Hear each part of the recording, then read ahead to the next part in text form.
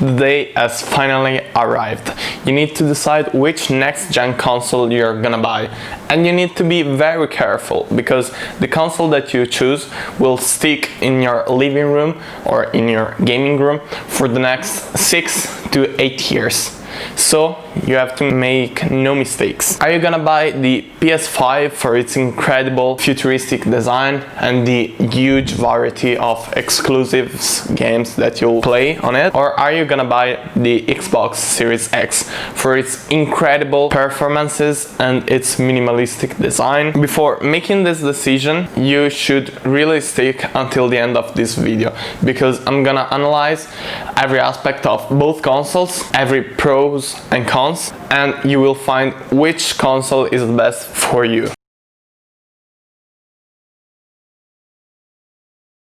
Let's first talk about what does power these consoles, the raw performances of both PS5 and Xbox Series X. For Xbox Series S, I will talk about it later, so stick until the end to find out even about the Series S. Both consoles will be powered by Zen 2 custom CPU from AMD, of course. Will basically be the same, an 8-core custom, as I said, CPU with for Xbox a base clock of 3.8 GHz, while for PS5 a base clock of 3.5 GHz with variable clocks, of course. As for the GPU, we will see our RDNA 2 based GPU, also from AMD, which will be also announced in a matter of from a month by now, also for PC. This architecture is based on 7 nanometers. It is capable of ray tracing and DLSS.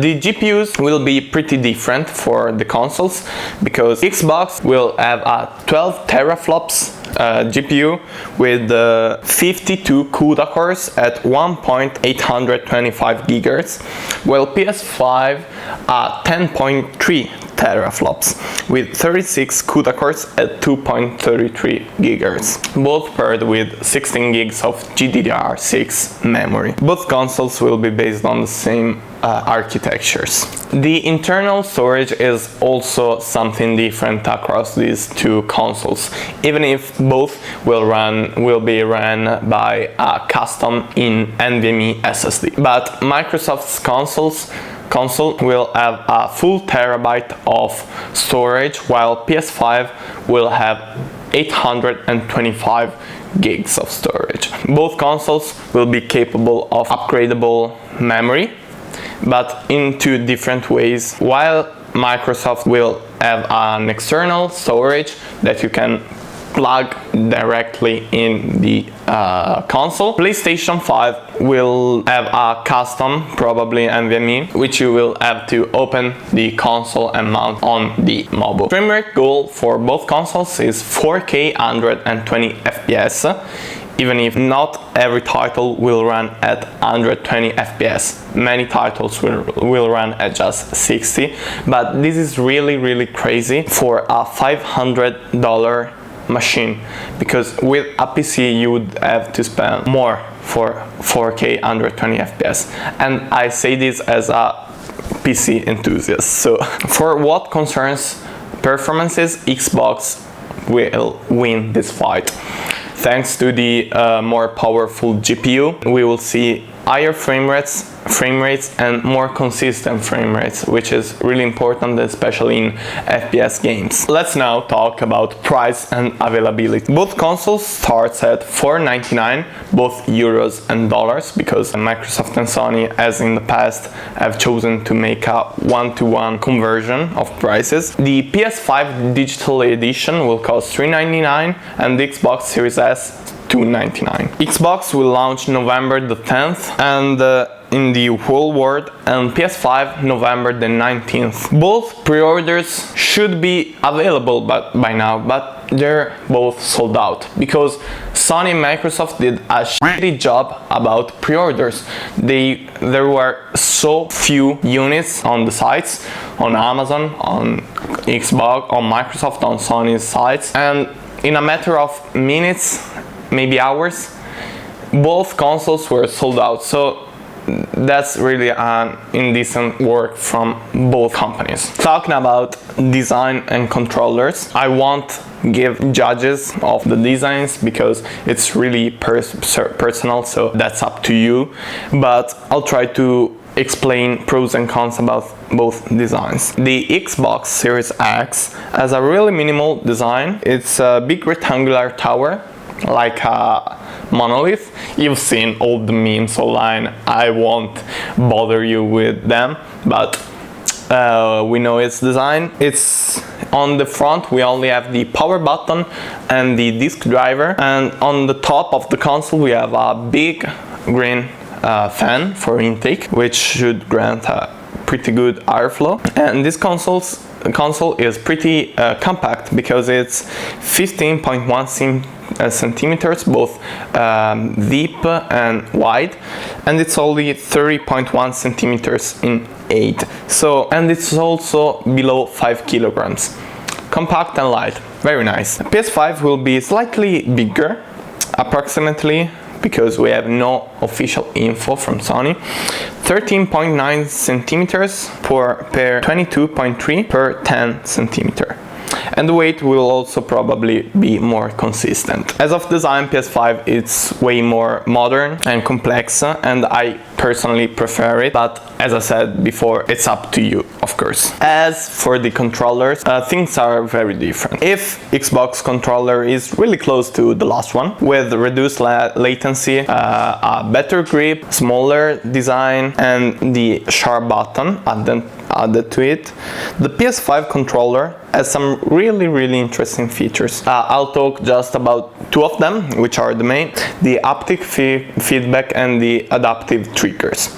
So, haptic feedback is the way the vibrator motor works in the controller. With this kind of motors, you will be able to feel even the slightest difference in vibrations. The example that best fit this new feature is in racing games. That's the first thing I thought about, because even if you change the smallest kind of track, you will be able to feel the difference thanks to the different kind of vibrations. As for the adaptive triggers, based on the scenario you're playing, so the game you're playing, the triggers will have a different kind of resistance to better simulate this scenario. So I would give PlayStation 5 plus 2 points and Xbox plus 1, just because DualSense 5 has more features. We now must talk about exclusivity and games, because you can have the best performing console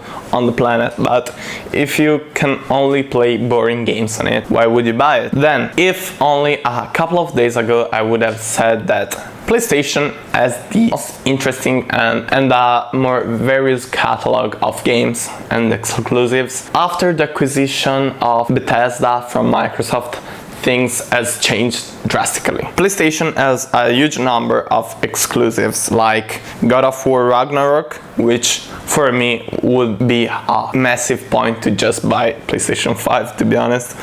Marvel's Spider-Man Miles Morales, Horizon Forbidden West, Ratchet & Clank Rift Apart, Gran Turismo 7 and Demon's Souls. Xbox Series X and S, of course, have exclusives such as Halo Infinite, Microsoft Flight Simulator, Hellblade 2 Senua's Saga, As Dusk Falls, and many more.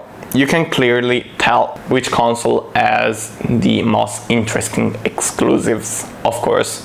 But after the acquisition of ZeniMax Media, which is the parent company of Bethesda and many others, we may see exclusives on Xbox such as The Elder Scrolls, Wolfenstein, Fallout, Dishonored, Doom, and many more. So this could drastically change the result of the gameplays both consoles can offer. But we don't know yet if Microsoft is going to take exclusives on ZeniMax Media. So this will be up to time, but we can clearly tell that we will probably see some exclusives. But as of right now, Sony has better exclusives, so I would give plus 1 point to Sony, and plus I don't know how many points to Microsoft when we will see some really interesting exclusive and known and as dusk falls. As for backward compatibility, Xbox claims that the latest console will be able to run Xbox One X, Xbox 360 and the original Xbox games. Different catalogs, of course, not every game will run on the latest console, but we double the frame rates, so big up to Microsoft.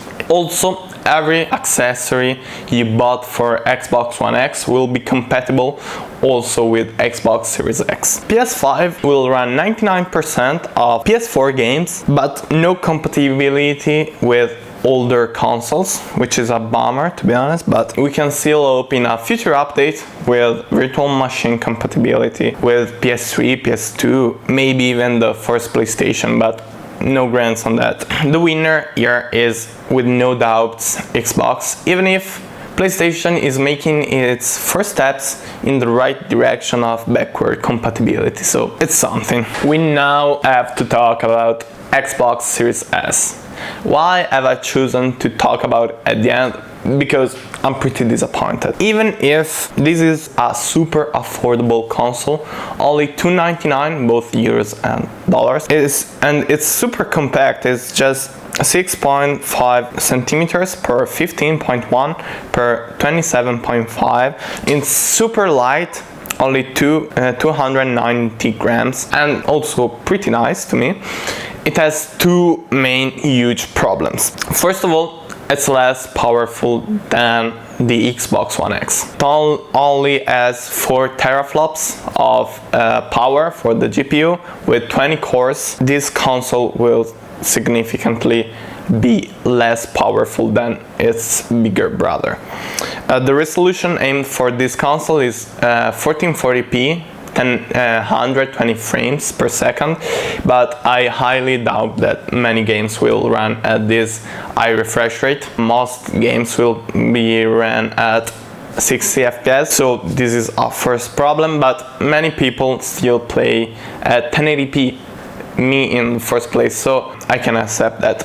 But the second huge problem, it's the real bummer, because this console will only have 500 gigs of storage. Let's think about Warzone and Cold War for a second. Warzone, we all know how many gigabytes of storage it takes, over 100 gigs. Also, Cold War will need 100 gigs of free storage at launch day, so we might expect huge updates as it was for Warzone. Today, many games needs from 50 to 100 gigs of storage, so with like 4 games you could end the available space. Let's think about GTA 5, Cold War and Warzone. You're done. You can no longer download anything else. And okay, but we have expandable memory. Yes, but a terabyte of storage from Seagate, usable from its proprietary port, will cost you almost as much as the entire console. €249.99 and dollars just for the memory. So this is a real problem, because this console, I can advise this console only for gamers who plays 2 or 3 games, or who plays games and then completely delete them, because you won't be able to host many games on your console if you choose this one. And if you wanna play at high refresh rate, 1080p or 60 FPS 1440. If you wanna know every news about the tech world, about gaming, about builds or anything like this, you need to check out my website, www.galaxysetup.com. I'll leave the link below, and you can find many interesting news about the world that I love, the tech world and games world, on the site. It's free, no ADV. You can just go to it and read whatever you like the most.